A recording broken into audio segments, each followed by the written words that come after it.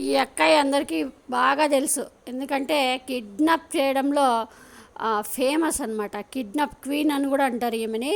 ఆలగడ్డ మరి ఎలా గెలిచిందో, ప్రజల మద్దతుతో గెలిచిందో, మరి ఈవీఎంలతో గెలిచిందో మనందరికీ తెలిసిన విషయమే. ప్రజల మద్దతు అయితే కానీ ఈమె ఇప్పుడు నారా లోకేష్ అడుగుజాడల్లో నడవడానికి రెడీ అవుతుందన్నమాట.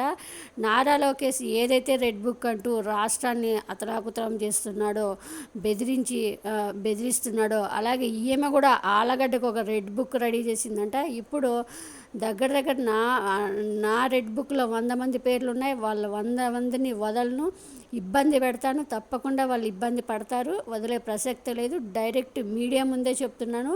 వాళ్ళు వదలను అంటూ కూడా పెద్ద కిడ్నాప్ కీను సవాల్ విసురుతూ ఉంది, బెదిరిస్తూ ఉంది ఆలగడ్డ ప్రజల్ని. మరి ఏ రోజు ఈమె ప్రజల మధ్య ఉన్న ఆవిడ కాదు. ఈమె మరి ఎలా గెలిచిందో ఆ దేవుడికే తెలియాలి, ఎలక్షన్ వాళ్ళకే తెలియాలి. కానీ ముఖేష్ మీనాకే తెలియాలి. కానీ ఎలా గెలిచిందో చంద్రబాబు నాయుడు, నారా లోకేష్, పవన్ కళ్యాణ్కి తెలుసు. ఇంకా వీళ్ళందరికీ సహకరించిన మోడీ గారికి కూడా తెలుసు. మరి ఈమె ప్రజల కోసం ఏదైనా మీడియా సమావేశం పెట్టి ప్రజల కోసం నేను అందరూ సహకరించండి, ప్రతిపక్ష నాయకులు ప్రజల కోసం మనం కష్టపడదాము, ప్రజల నియోజకవర్గాన్ని, ఆలగడ్డ నియోజకవర్గాన్ని డెవలప్ చేద్దామని ప్రెస్ మీట్ పెట్టడం ఎవరు అని అందరూ అనుకున్నారు. కానీ పాపం ఈమె వ్యతిరేకంగా మరి నా దగ్గర రెడ్ బుక్ ఉంది, నేను రాసుకున్నా, నా వల్ల ఇబ్బంది పడుతున్నా అంటే ఛాలెంజ్ చూసి బెదిరిస్తూ ఉంది ఈ ఆలగడ్డ ఎమ్మెల్యే. కిడ్నాప్ ఇబ్బంది పడతారు. ఎందుకు పడరండి? ఎందుకు పడరు అనుకుంటున్నారు మీరు? నేను ఎవరిని ఇబ్బంది పెట్టదని నేను చెప్పినానా? అధికారంలోకి వస్తే మీ తోలు తీస్తానని చెప్పినా కదా, మరి ఎందుకు తీయను? మంచితనం చూపిస్తారనుకుంటున్నారా? మీ దగ్గర ఎంతమంది మీరు తప్పుడు కేసులు పెట్టలేదు, మీరు ఎంతమంది జీవితాలతో మీరు ఆడుకోలేదు. మిమ్మల్ని వదిలేస్తారని ఎందుకు అనుకుంటున్నారు మీరు? ఒక్కొక్కరికి లెక్క చెప్తా అని చెప్పి తీరుతా. నేను ఎవరి మీద నేను ఇది చేయను, నేను అన్ని మంచి పద్ధతిలో పోతాను, నేను చాలా మంచిదాన్ని దయచేసి అనుకోకండి.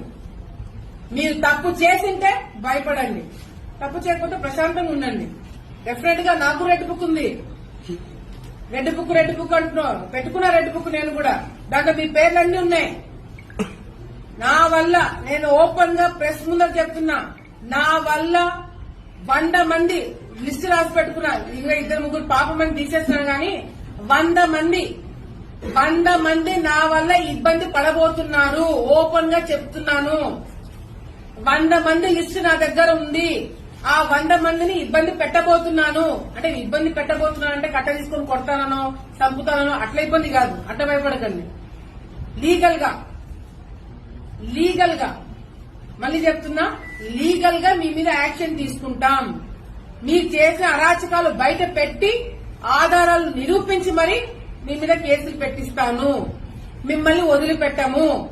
ఎందుకంటే ఆలగడ్డ రాజకీయాలను నాశనం లేపింది మీరు కాబట్టి మీకు శిక్ష పడబోతుంది. మీరు జాగ్రత్తగా ఉండండి అని నేనే చెప్తున్నా.